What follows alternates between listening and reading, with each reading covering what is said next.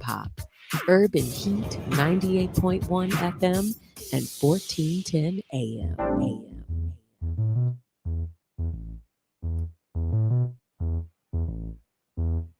You're now listening to the Urban Heat, 98.1 FM, and this is your favorite around the way therapist, Coach Law. Don't forget to tune in to Conversations with Coach LA, Sundays at 10 p.m. right here on the Urban Heat. It's deeper than material things, some relation, good conversation, give me stimulation. What's your motivation? Well, good evening and welcome back to another episode of Conversations with Coach LA, live on the Urban Heat 98.1 FM.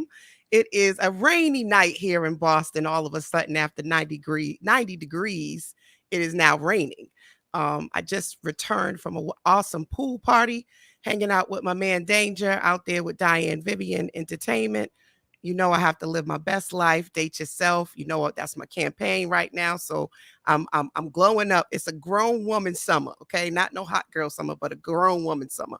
And you're tuned in once again to Conversations with Coach LA. I am your host, Coach La, and you are listening to the Urban Heat 98.1 FM.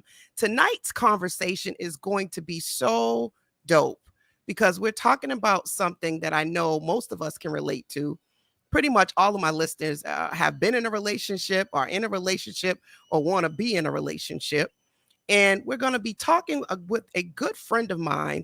And I want to just tell you a little bit about him before I introduce him and have him say hello. So Mr. Charles Irving has operated in the coaching capacity for over 10 years. He developed his gift of coaching, serving as a middle school dean of culture, an up-teen entrepreneur, cooperative mentor, and developing the art of the 15-minute coaching session. We're going to learn a little bit more about that in a minute. As a Uber driver with over 15,000 rides, coaching hundreds of passengers from different walks of life. I think that's so dope. A little secret about me, I used to be an Uber and a Lyft driver too, right? So we're going to talk about that too.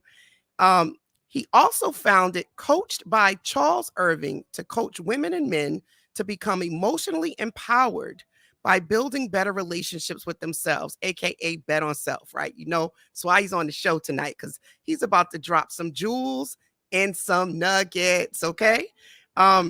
He recently moved from Boston, so he is a Bostonian. He moved to Atlanta, Georgia with his beautiful wife, who's also super dope and needs to come on this show, right? She's super dope, and as an author as well, and 4 children. So welcome to Conversations with Coach LA, my friend, Coach Charles Irving. What's up, Coach? Hey, how y'all doing? What's going on? Welcome to Conversations with Coach LA. We got listeners tuning in from YouTube and Facebook. So shout out to all our YouTube listeners, all of our Facebook listeners, and we have people that are just listening through the app to 98.1 FM. So we got people listening from all over.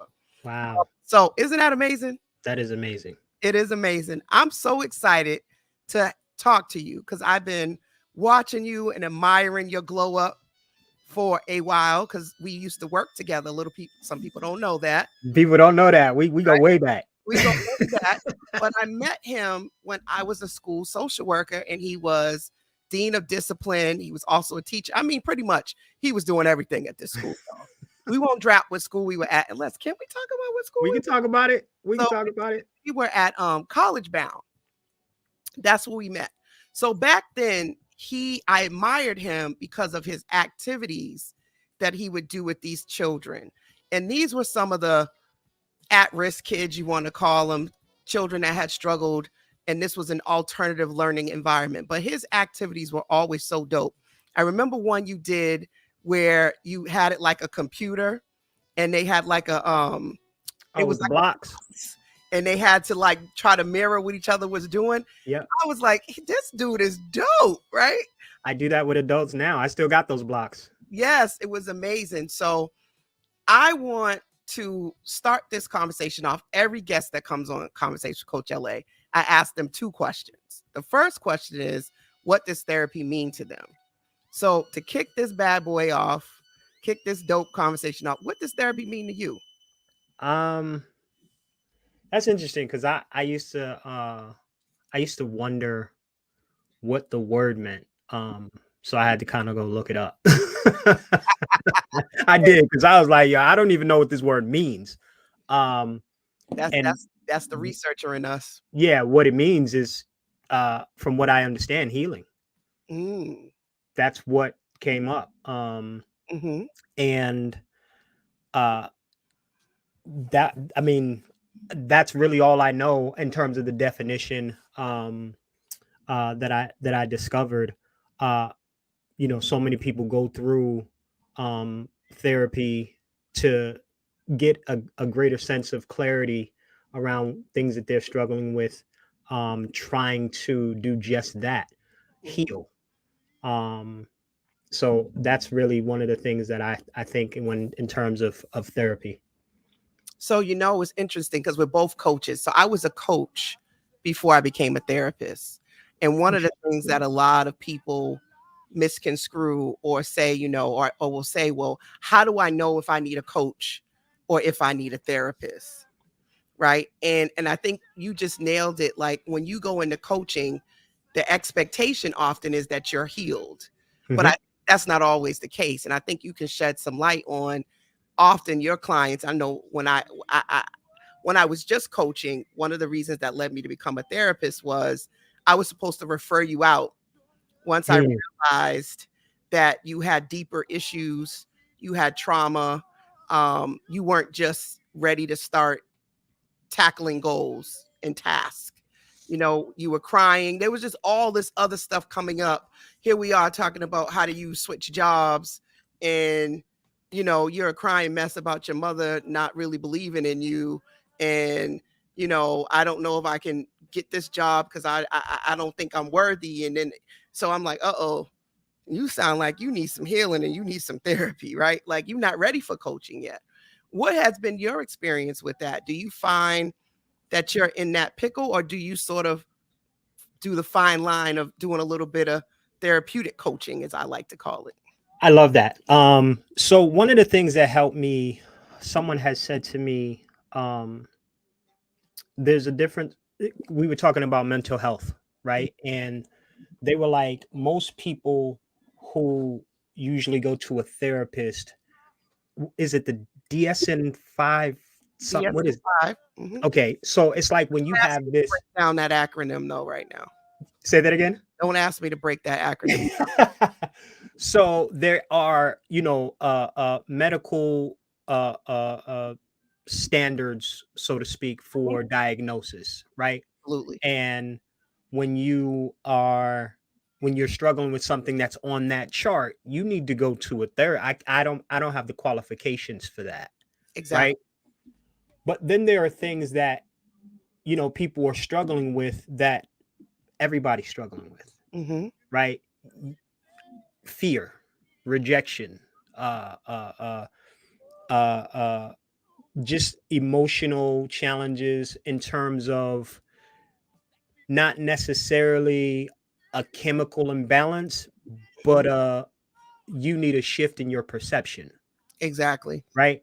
Mm-hmm. Um, that I feel like I'm more than qualified to deal with, only because I've had to deal with it, in my own personal life, Mm-hmm. and recognizing like you don't have a chemical imbalance, you're looking at this the wrong way. And it's like, Exactly. Very different. yeah, right. How So many people come to therapy that's exactly what is going on with them? And it makes it challenging to diagnose them because there's nothing wrong with them, there's nothing wrong with you. but because of insurance purposes I have to give them a diagnosis, and Exactly. that diagnosis often is an adjustment disorder, which pretty Mm, much means you need a shift in your perspective. You need some coaching. You yep. need some guidance. And what that says is in 3 to 6 months with some support, you should be fine and you should be able to be discharged and go on about your life. Mm, Right. So of course, entrepreneurs always find caveats to get creative. And one of the things I knew with coaching, the people that I wanted to coach often couldn't afford the coaching. But if I became a therapist, right, it see, would give that's a access to more people And through that, right, led me to this whole idea of betting on my own self, that I could create an opportunity for me and help more people, because I had hit some roadblocks with coaching. Mm-hmm. But not to get too far away from what we're talking about tonight. Yeah. Because I always like to do alley oops. I like to do segues. Mm-hmm. Because you made a post, I think it was on July 14th, Mm. that really inspired me, and sort of we already knew we were going to talk, Mm-hmm. because you talk about relationships and your journey as a husband, and um, shifts in your perspective about being a husband all the time. Mm-hmm. And me and you had a dialogue on email about what to name tonight's show. Oh yeah. Originally, I was talking about toxic masculinity, right? Yeah. And you were like, I'm not really, that's not what I would want to name it, because I honestly don't think what and how a provider is set up is toxic, Mm-hmm. right? Nothing. And I said, you know what? You're absolutely right. Let's change the name, and let's get into what it is to be a provider. And let's talk about gender roles, and how some of the ideas that I was thinking about when I thought about toxic masculinity, which is controlling behaviors and sort of domination of the female, and some of the negative connotations around submission that can kind of go the wrong way, right? Mm-hmm. Depending on the person. Yep. But then you made this post. It was, and I'm going to just read what the point of view was. Yep. The advice below seems logical and thus makes sense until you dig deeper. So don't read that again. And what it says was, when a husband and wife are busy focusing on pleasing each other, you'll never have to worry about them feeling neglected. Mm. And then you said, don't read that. Don't read that again. The idea of a happy wife, a happy life. And I think that's sort of where I want to sort of go into the gender roles, but also I want to tie that into how you bet it on yourself. Mm. Because you also had to step out in a couple of ways. I don't want to give it away, but I remember when I met you and you were working on books, Mm-hmm. right? So if you could just tell us about your bet on self moment, and how that also led you into the provider you are now. Well, I mean, I've always, ever since I was a kid, I've always, had this way of just doing my own thing. And it's funny because I didn't realize, God he had set it up a certain way. It was crazy for me, because I used to think that I just did my own thing. He was like, nah, you didn't want to be like your family. Like you there was some struggles there, right? And because of those relationships, I was just like, yo, I just gotta do, what works for me. And when I started to write my book, you remember years ago, that was, man, it took me 11 years to finish that book, which is the book that you have now. But it was just out of a desire to share the story. Oh, there it is. Emotionally empowered, to share my experiences and the things that I had learned, ultimately in regards to the fact that the biggest issue that I had was my perception of myself. Mm-hmm. That was the biggest issue. And when I realized that, I had set out to figure out, how do I go about dealing with this issue of perception? Mm-hmm. And that's what that book is really dealing with. Because once you change how you see the back of it, read the back of the, there's it says, the quote, all problems are magnified through the lenses of how you see yourself. Charles. That quote, right? If you see yourself as magnificent, right? Significant, when you come up against problems, you see the problems through that lens, which means the problems are small. But if you see yourself as small and insignificant, you see yourself through that, you see your problems through that lens, and your problems become huge. And it was like, yo, you got to deal with this issue around how you see you. And, I just decided, I was going to continue to work on me no matter what. And that's what I've been doing for the last 22 years. I think just this quote, and I'm going to read it again. All problems are magnified through the lens of how you see yourself. And I think often we're not aware of how our perceptions of self play into how we show up for ourselves and others. And we oftentimes don't realize when you put in that post that the relationship wasn't the problem, like your marriage or your relationship. The problem was your relationship and your perception of yourself. Yep. And I often say that in couples therapy, because people want to come to couples therapy and they're like, there's a problem in the marriage. And I often say, well, the marriage is made up of two people. So what are you bringing to the marriage? What's your wife? What are you bringing to it? What kind of marriage are you actually creating and developing? What values do you have? What core beliefs do you have about marriage? And are you both in alignment about that? So when we start to deconstruct this idea of provider, right? So, and gender roles, I, as a woman, what I expect, as far as a provider versus what a man expects himself to do as a provider, sometimes they're not on the same page. Not at all.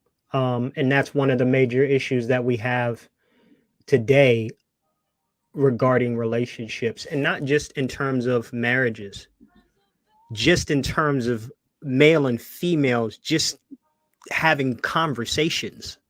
One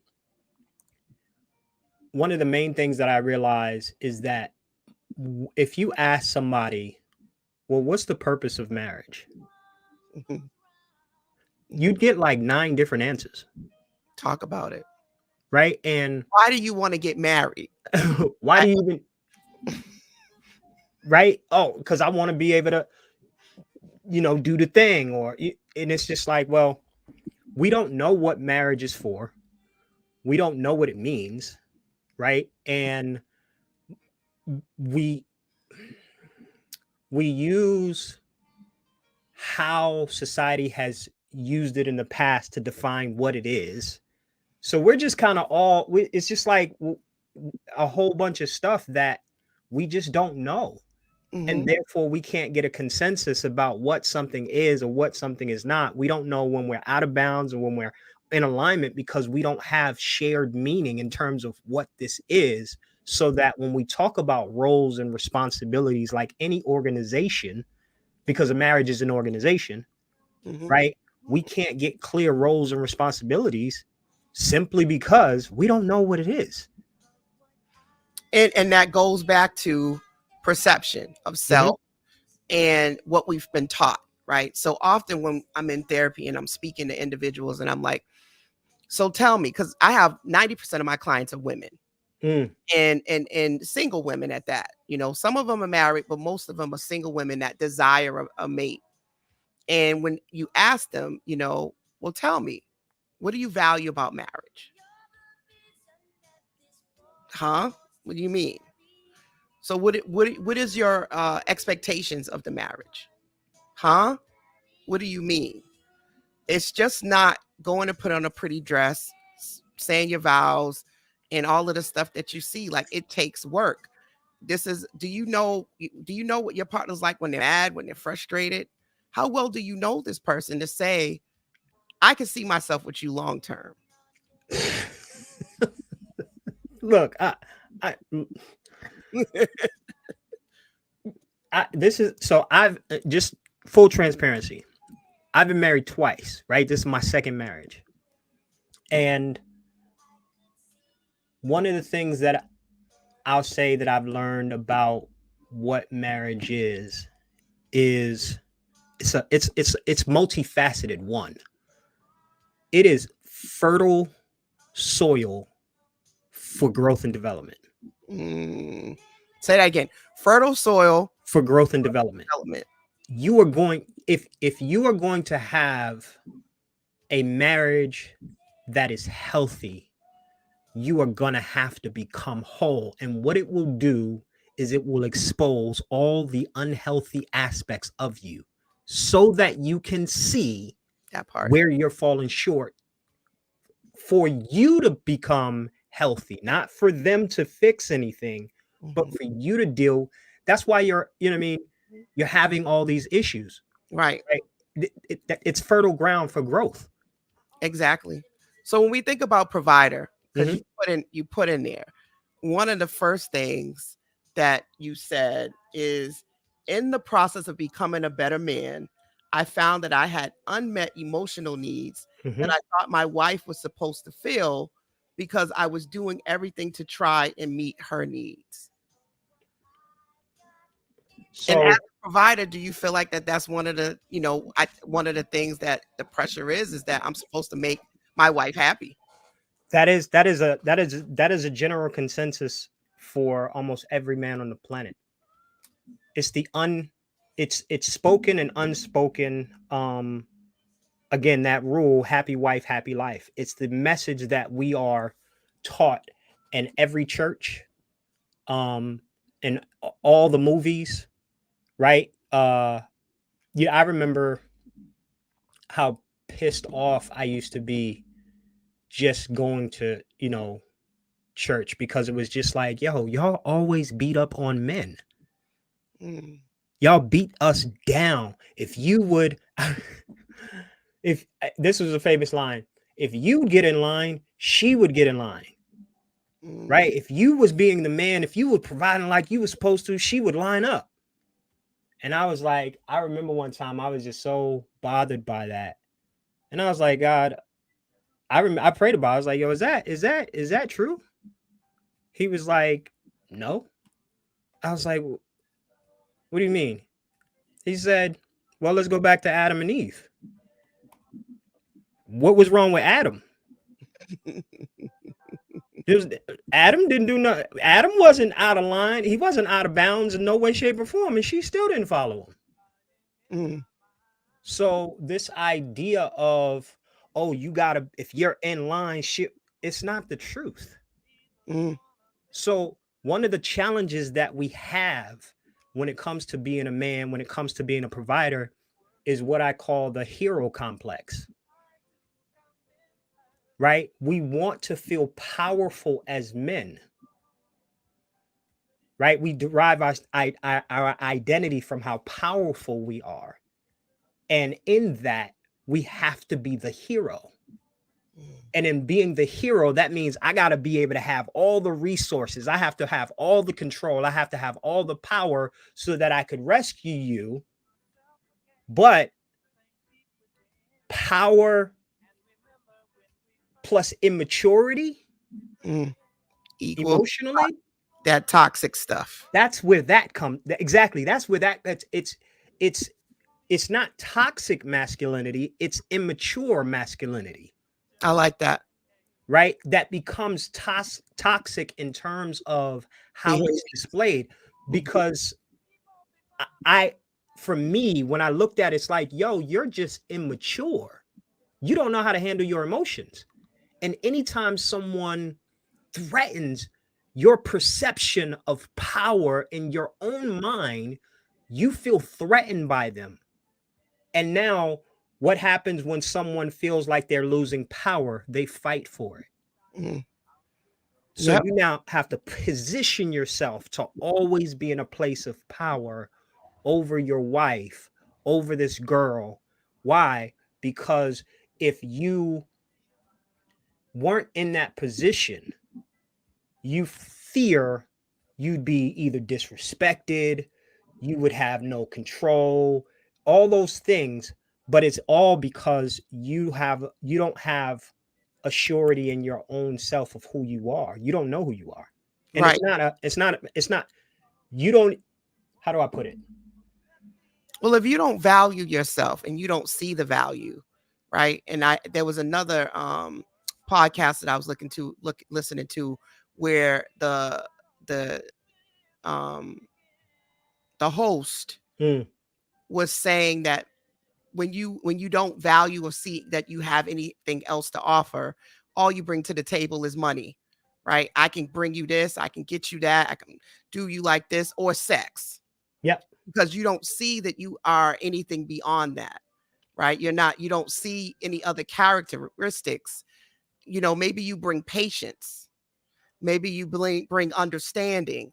Maybe you bring peace. But see, here's the thing. And it's not a matter of fault, but it is a matter of making sure that we understand that for many men, I'll say it like this: you value what you invest in. What you invest in becomes more and more important, right? One, because you've given your time, energy, and effort to it, right? You spent money on it, whatever it may be, but that thing becomes more and more important. We praise money.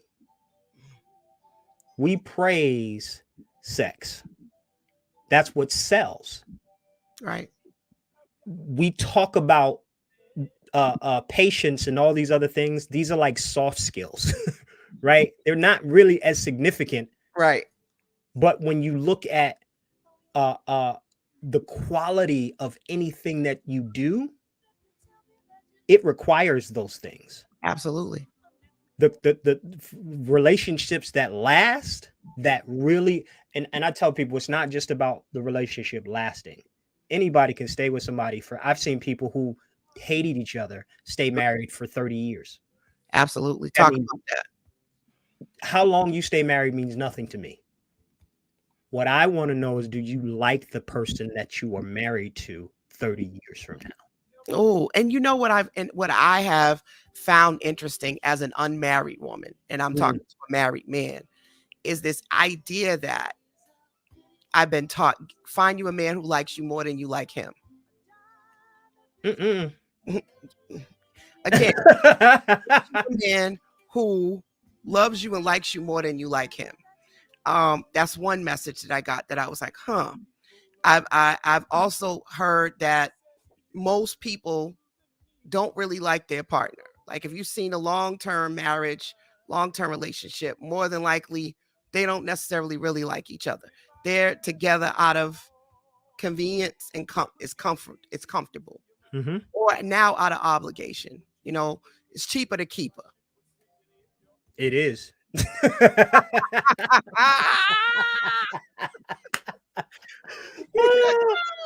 But this is the reason why we do the work, right? Right. Because how much is it going to cost you? Right? The beautiful thing about every relationship is that at some point you like them. At some point you like them. And when I do couples therapy, I often say, what attracted you to this person? What made you say, I want to be with this person for the long haul, for the rest of my life, right? And I have gotten the most interesting answers to that question. And it's not always because, oh, I love them. It was, well, they asked me. You'd be surprised. They asked me, out of everybody that I was, talking to or whatever, they asked me. Or we had kids and I felt like it was the right thing to do. Or it was timing. Just happened to be the person I was dating at the time. It could have been this other girl or this other guy, but. And I'm like, so this is how people end up married. You just simply just go with whoever asks you. Is that how it goes? Like, I'm just really surprised. I rarely in couple therapy got people say, because I love them. Well, it's interesting. I've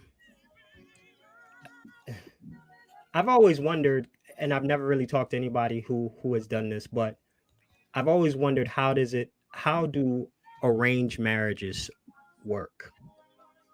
I'm about to do that to my son. I'm serious. So now that I have a son, that was another reason why this topic is dear to my heart. I'm a single mother of raising a Black man, right? He has a great support system, don't get me wrong. And I have great men around him, great role models. But at the end of the day, My son is going out here with the idea that he's supposed to be a provider, right? He's supposed to be a stand-up, a leader. He's supposed to be the head and not the tail, right? And what are we teaching these young women? And are they also being? They know their worth? Are they mentally sound? Or is my son going to end up with somebody who's just like all over the place? You know, that again, being the provider lends to finding the damsel in distress. It just someone who's not doing anything who needs help. talk about it. Right? And when I say being the provider, the way we have framed the provider, I heard someone say earlier, a woman should not have to pay for anything, right? Ever. And I was like, oh, that's interesting. But it's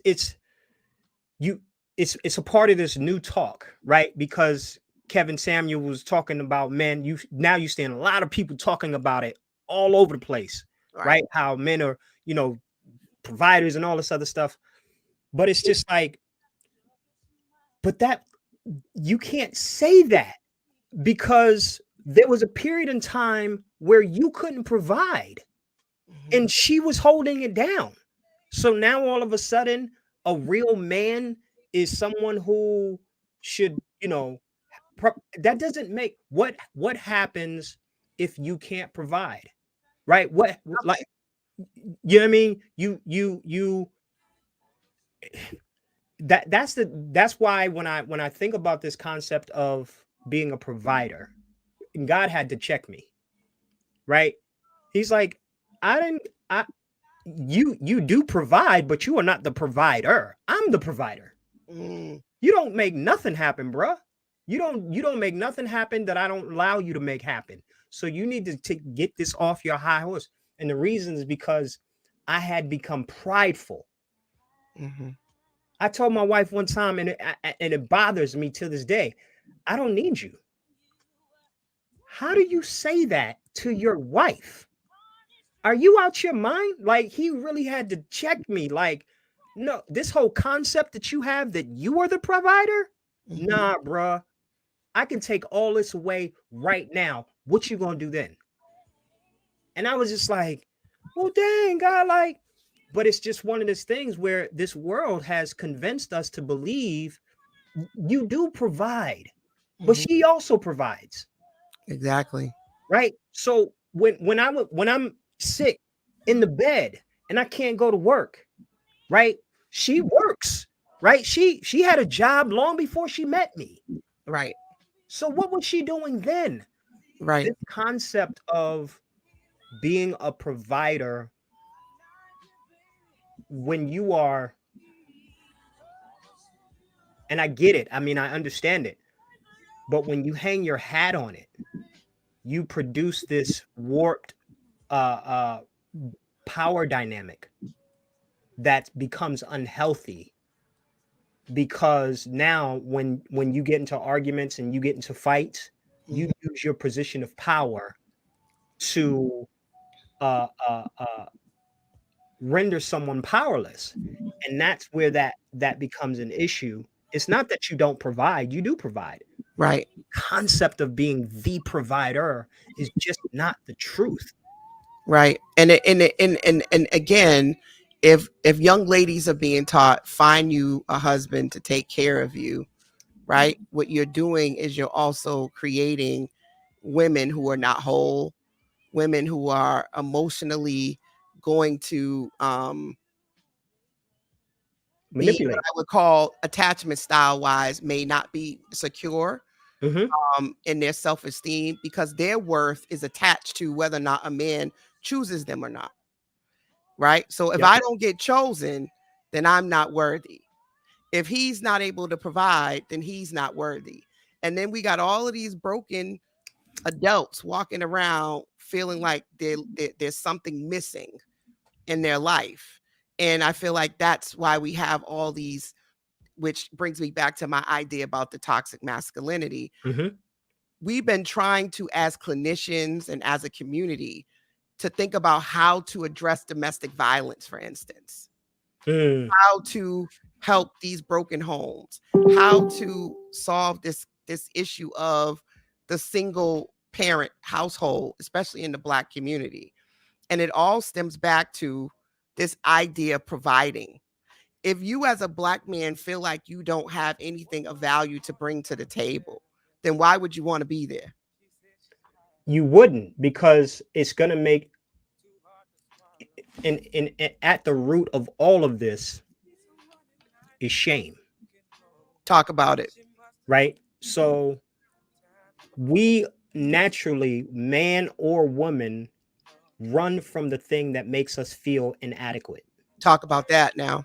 right? So if I can't provide, I'm automatically going to feel inadequate, aka worthless, aka not good enough, aka whatever you, right? Mhm. But at the root of all of it is shame. And what shame is, excuse me, is the belief that who you are is wrong. Something's wrong with you, and therefore you are going to be justifiably rejected Mhm. because you can't meet a particular standard. And we create these standards, you know, through society. Well, this is what somebody else did, so this is what you now have to do. And it's like, who says? Right. Why do I have to do that?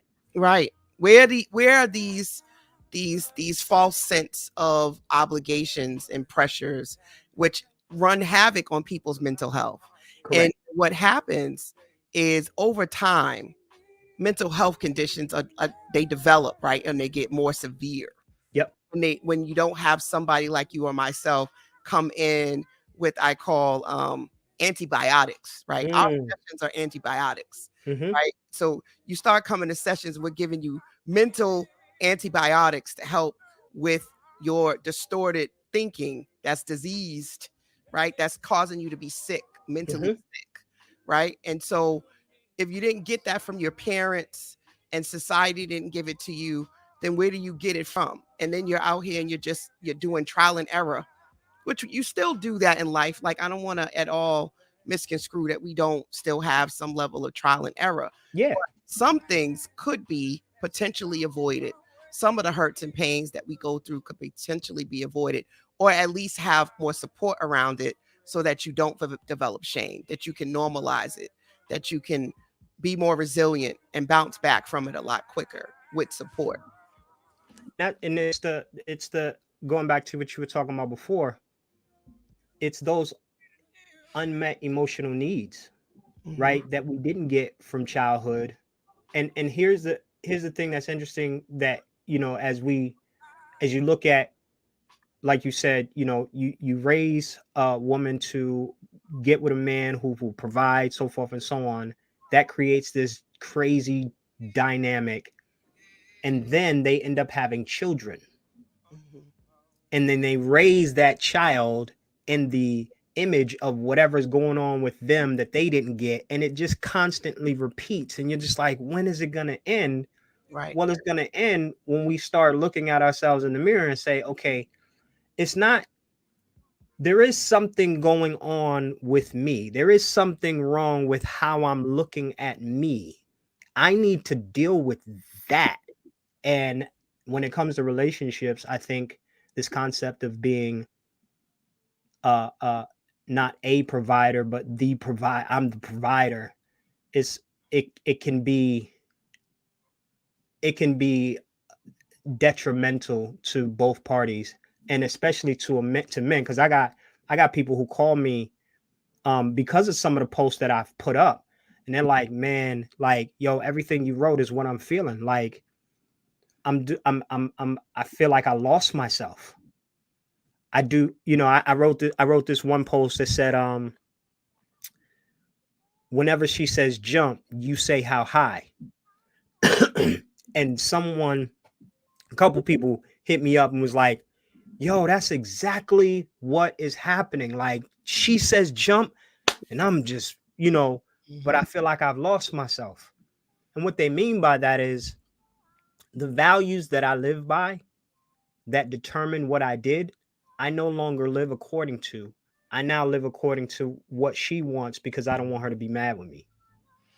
Which you said in this post that I said about people pleasing, what it ultimately produces on both sides is a lack of boundaries in a relationship and a lack of talking about limits, um, space for no, right?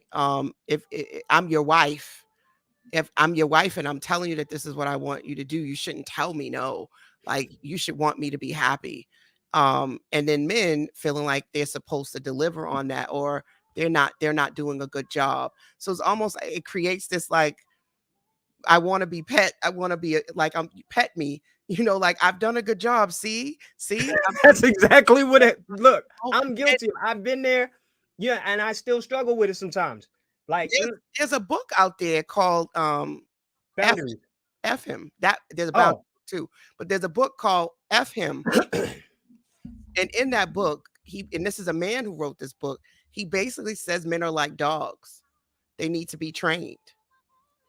Well, I think human beings need to be trained, period. But who we got to be careful of who's doing the training.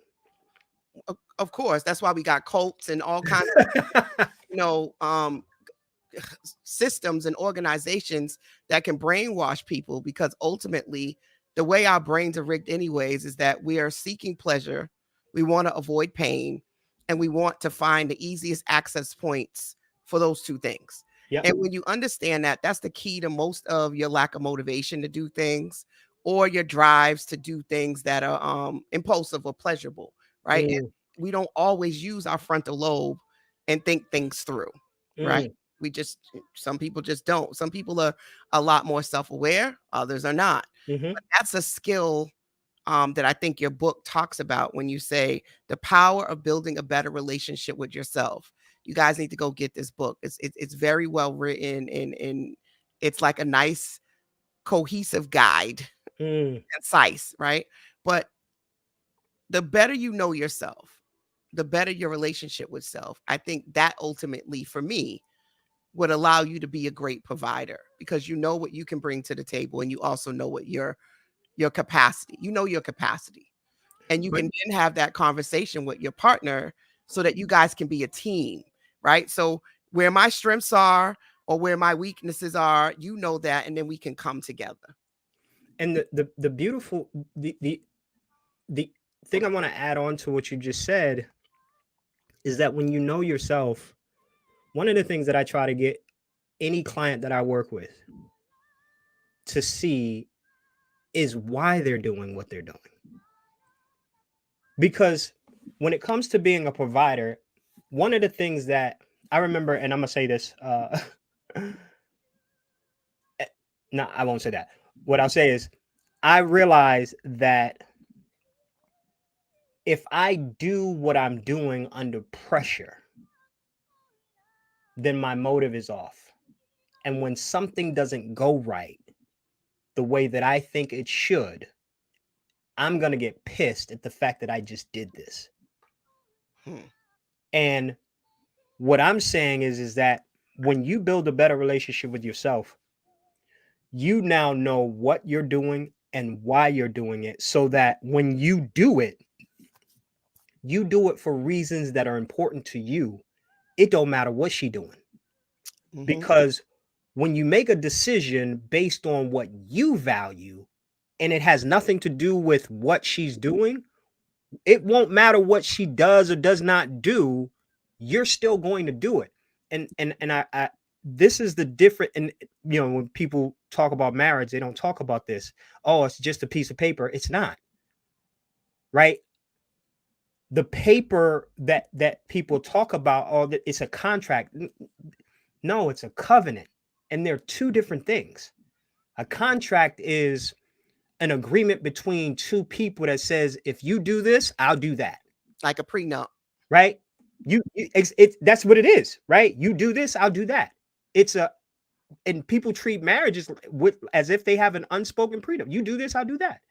A covenant says, this is my agreement with myself regarding you. My agreement with myself regarding you. Regardless of what you do, this is what I'm going to do. Right. Right? To the best of my ability, I'm going to fulfill this promise to myself regarding you. Mhm. That's something entirely different. See, Which is what makes it so deep. And what is what when I do couples therapy, one of the things that I have them do is to do a covenant. And it's like almost like a secondary to what the marriage said, but it goes a little bit deeper as to how they're going to handle fights, how they're going to handle sex, how they're going to handle boundaries and pet peeves that they have with each other. mm, Most couples are not taught how to fight fair, how to deal with disagreement, how to accept each other's no, or to how to allow each other to still be individuals within their unit. mm, Right? So now we're together, we become one. I'm emerged into you, you're emerged into me. We have the same friends, we do the same everything, and there is no separation of self anymore. That that's is so problematic. And it cannot be maintained long term. it's funny because what you just said is the goal of marriage. It's to become one. But But people it's are like problematic. they don't it's traumatic because everyone Not I traumatic, don't want to it's problematic. oh So yeah. They don't want to lose themselves. And it's like uh you're not losing yourself. You're becoming a unit. but I think it's because a lot of people with anything in the Bible, there's interpretations of what that Mhm. means. To become one in terms of we're now together doing this unit together, but we're still individuals coming together. And I think people misconstrue that to mean I no longer am supposed to have a life. My life is just the life that I have with my partner. They don't necessarily have their own friends anymore. The friends they used to have, they can't have anymore because maybe they're not married. They have collective friends. They do everything together. There's just no separation. So what happens is insecurities build whenever one partner starts to shift to follow a dream, a goal, maybe wants to go do something with their boys or wants to go have a girls trip. It's like, what do you mean? What do you want to do? They start going to the gym or focusing it all on themselves. It could create a rift in the unit that causes insecurities in the partner that something's wrong. Correct. Because we misunderstand that becoming one is about having shared values. It's not about doing everything together. Thank you. I'm glad you said that. Maybe I missed that point. It didn't come out as clear as I wanted. But you have shared values in terms of how you're going to bring your lives together. Yeah. And that it's just like I remember one time when I had I got to a point where I was, my wife was doing stuff and I started to feel jealous. And it was just like you're jealous because your wife is doing things that are not connected to you. You need to get a life. Mm. Can we talk about that? That's what I mean by bet on self, because I think some people also they're like this bet on self thing. Yeah. They're not understanding that I did a word play on self-care, right? People often say, I don't know what do you mean self-care? How do I practice self-care? It's become such a buzzword. So Yeah, that's why I don't. Yep. but bet on self is really self-care has 6 components to it. And it's also emotional, it's physical, it's spiritual. And you have to be able to do those things on your own to be the best partner you can be. If you're the best version of yourself, you're bringing the best piece of yourself, the best you can be to this unit. If you both are doing that, I think it's very rare that it's not going to work. That's what makes it work. Mm-hmm. Because I no longer see the reason why we struggle with how we feel about ourselves is because of our lack of integrity with ourselves. Which we call self-betrayal on my side of the coin. Pretty much. That's exactly what it is. you have betrayed the values, right? And it's not, it's and it's these compromises that we don't realize are compromises. And it's just like, no, if you put energy and effort into doing the things that you say you're going to do for you, right? And you put energy, you're going to feel good about yourself. So Mhm. when they go do their thing, it won't bother you because your tank is already full. Thank you. And if and when they're not able to bring their full self, you have something to help them without it being as if they're taking from you, because you're giving them from overflow. You're giving them from a full cup. You're not giving them from a deficit, giving And to them. And they still have the capacity to go do it for themselves. It's you become good help partners or good support partners. If you get a partner that their whole existence, their happiness, their ability to have money, everything is they're relying on you to do. If you remove you, you know how many women, if their husband passes away, they have no clue what to do. They don't know how to function yeah, without their partner. yep. They even tell you in business to build any good team or any good corporation. If you can't go on vacation, you can't call out sick, and everything falls apart unless you're there, you have not built a very good company. You haven't built a very good business if you are literally the strongest link that keeps everything moving. And So if you that's think about a union as a man, do you really want a partner that has deficits to that magnitude, that doesn't know how to make themselves happy, doesn't God forbid something happened to you, you have an accident, they have no idea, they cannot go do anything. well, that's the, when we have, I mean, And we got 9 minutes. man, when we have so many things in terms of like relationships where, you know, men want women to be housewives and so forth and so on, the problem that creates is they don't get to, again, use their human ingenuity. They don't get to develop any skills. If you get hurt, they can't. I mean, it's not that they can't. It's just so much harder for them to, pick up and kind of go do, because they haven't been doing anything. They haven't been practicing. Actually, I mean, they would have to now transfer all the household skills, because that's running a business, right, into something that is more profitable financially. But for the most part, that just becomes problematic. And it's just like, you don't have to do that. If people would, again, build better relationships with themselves, and uh, uh, uh, uh, learn to walk in integrity with themselves, then the relationship won't be an issue, because your identity and your self-worth won't be derived from someone else, Talk about it.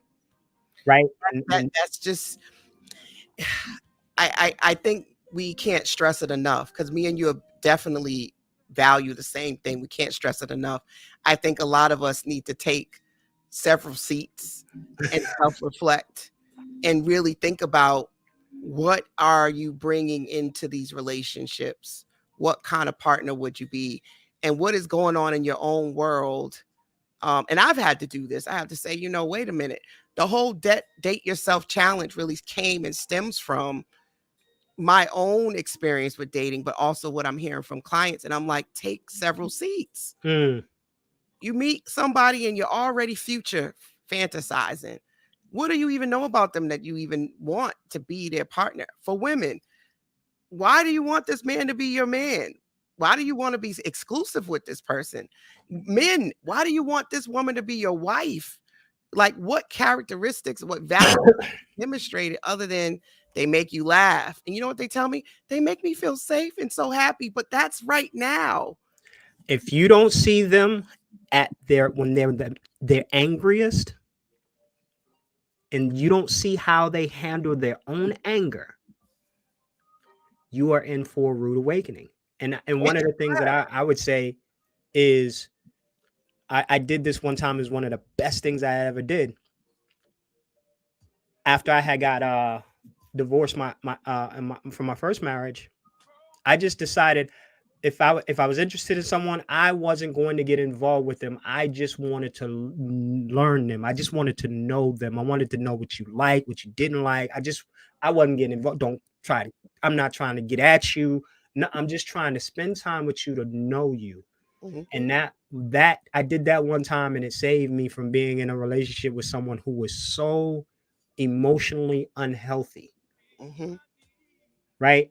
And it's just like if you could what's the word I'm looking for? Delay gratification as a man, it would save you so much time, energy, and effort. And I'll say that for women too. Mm-hmm. I am even with myself. I love sex most people do, Mm-hmm. but why and what are you hoping to get out of it? Because if you're just doing it because you really want to, are you doing it because you think it's going to manifest into something? And being honest with yourself about what and why you're doing it. Some That piece right there. really are just doing things so impulsively, they really don't even know why they're moving the way they're moving, right? It's not, they have no clue. And I think that I get a lot of people who come to therapy, and part of it is they really are trying to figure out, why do I do what I do? I don't even understand why I do what I do. Um, I don't get these emotions that I'm feeling. I feel like I'm out of control. I feel like I'm not in my own body. These are some of the things that people say. And a lot of times that's because they do have traumatic past. Yep. Right? And they learn what we call disassociate. So Mm-hmm. you're really not emotionally attuned. You're discombobulated about what you want. Um, these connections are a source of self-soothing, Mm. right? So you are using these individuals to help you be happy and feel better about yourself, because you couldn't bear to just be alone and just pause and deal with yourself. It's no different than crack cocaine. It's no different than a drug, Mm-mm, right? You we can't do it. talk about that. You do it to escape. It's an escape. It's an escape. Somebody even recently, one of the other ladies I follow, Dr. Ebony, talked about attention ships, Mm. right? And I think right now with the era of social media, a lot of stuff is for attention. Attention gives doses of dopamine. Every time you get a like, a comment, all of these things really feed. It's almost like, what's the Pap? I'm gonna say his name wrong. The dog, the guy who did the dog with the bell, and the dog was Oh, Pavlov's dogs. Pavlov. Pavlov. Yep. Social media is basically creating the same thing with us, That's exactly what they do. right? This is the reason why we all go on it. And even if you take it off your phone, because I've done that, you'll try to go and tap where it was and it's not there. Mm. Don't believe me, everybody in the chat, delete Facebook off your phone and watch yourself go every day like clockwork to go look at Facebook, even if you remove all the icons. Mm. So we got 2 minutes.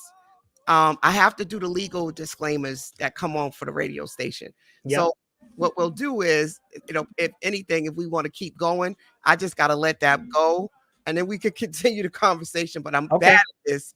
2 minutes, it's ready to drop, and I'll still run my mouth, and then I'm in trouble. So this is great, though. People in the chat are like really excited. I want to give some shout outs. We got a lot of comments. Vanessa, Arlene, we got Whitley, we got Sharika Alfred, your wife. Shout out to the wife is in the chat. And then there's a lot of users from Facebook in the chat too that I don't know who they are, but they're commenting. So I think this is they're asking for you to come back for a part 2. Oh, no doubt. No doubt. That they're really enjoying this conversation. I think the comment you made about love is really, really important. So it should probably be coming on any second now. The comment you made about love being a drug, right? And it being like crack, is research that's exactly what love does. It literally is addicting. So that's why some people like repetitive relationships when it's early, because it feels good when it begins. But then all of that stuff we just talked about starts showing up. And then that's when they're like, oh man, I'm out. I don't want to deal with this. I don't want to deal with you being angry. I don't want to deal with you being mad at me. I just want to feel you loving me. Yep. But it's not realistic. Because it's not loving you. It's them liking you. because it's really they're feeding the condition that you created for you to feel good. If you meet this Broadcasting live from Hyde Park.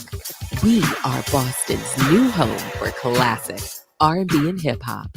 Urban Heat 98.1 FM and 1410 AM. Well, thank you so much for staying tuned in. We're going a little overtime, but we're about to wrap it up right now. For all those that have been tuned in, you've been listening to Conversations with Coach Law right here on the Urban Heat 98.1 FM. I have my good friend, Charles Irving. He's a coach. He's an author. You can find him at coachbycharlesirving.com and purchase his book, Emotionally Empowered. We're just going to go ahead and leave some closing thoughts and wrap up this conversation. I'm definitely going to bring you back because, people want to hear more of what you have to say. And I think we definitely could have a part two because gender roles and relationships, I just think this is so important because it's such a foundation and a root for everything. No matter what we want to do, this is going to come up in your life, right? You've either had a relationship that you still are not over, that has you still feeling like jaded, or you're trying to navigate your existing relationship, but no way, shape, fashion, or form do you get away from it. Even if you want to do open relationships, you want to do poly, you want to, whatever you want to do, people think that it makes it easier. I've also heard this, monogamy is not really natural and, it's not going to work. We need to have choice, but I think it's a choice. No matter what it is, it's a choice. And I think that people sometimes want to do those things so they don't have to deal with the work that's involved.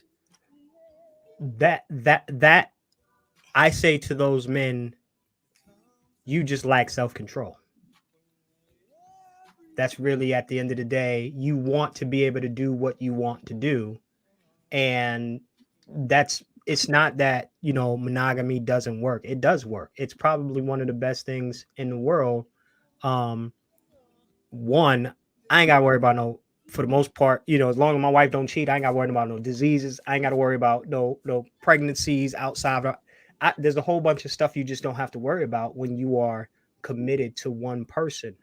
If you want to do something different, by all means, have your way. But I think it's really a cop out to just be able to do what you want, and that's just it's immaturity. Because how are you going to you cannot say that your daughter should be treated as a princess who is people commit to, and you can't commit to their mother. That's hypocritical. And men don't realize that until they're in the situation. It's like, you can't treat my daughter like that, but you treated their mother like that. Or somebody else's, because sometimes situations come about that they can't be with the child's mother. But people usually, until a man has a daughter, that's when these gender roles come up even more, right? And I think a lot of men that my experience, that is when they have these revelations, is when they have a daughter. And that's when the double standards start to show up too. So any closing thoughts, right? I'm going to wrap this conversation up. What advice, consult, or what can people sort of do other than read your book? Of course, I'm pressing that you really need to read the book, and you need to bet on self, right? I have a course coming up that you can join to help you with gaining confidence and working through what your values are. It starts on August 27th. That's all over my website. I've been promoting it, but I think most of us just need some assistance with what are your values. So this is my closing thought. What are your values? And, knowing what it is you want, your wants, your needs, and your non-negotiables help you to set boundaries. What's your thoughts? So I'm working on my coaching program. But outside of that, I say being able to identify where you are emotionally. I think that, when you can deal, not just identify where you are emotionally, but deal with your internal conflict, it's easier to experience health in relationship, because when you deal with here and you're at peace with you, you can bring peace to whatever conflict situation you're in. You can't bring chaos to conflict and expect peace. But if you have peace within, you can bring that peace to any situation and bring about peace. I agree. Well, I have enjoyed this conversation. I'm so glad that you decided to come on Conversations with Coach LA and share all of your insights and your nuggets. We've gotten a lot of great comments that this was really good and they've enjoyed it, and to bring you back for part 2. So we'll definitely give the people what they want. We always will do that. Both of us love to talk. So yes, we do. That would be an easy thing. And when you get your program together, I would love to, have you put a commercial or do something with the radio station so we can promote you.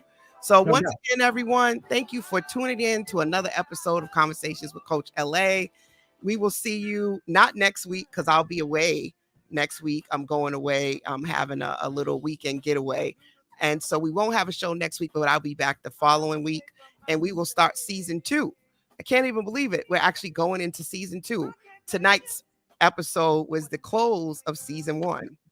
So kudos to my bet on self moment of jumping out here and starting my own radio show / podcast. So thank you for being a part of that and closing it out with a bang. This has been a dope conversation. Thank you for having me. I greatly appreciate it. And I look forward to coming on again. Yes. And somebody bought your book. Oh, so you got a sale out of this conversation tonight. Maybe a bit more. You guys go buy his book. If you haven't already done so, go online and buy his book. Black author. He's self-published. You will not be disappointed. It's a good read. Give it to your kids to read. Give it to your mate to read. You read it, pass it along throughout the family, and bless somebody. Send it to somebody who may need the book. All right. Thank you. Good night, everyone. Have a good one, y'all.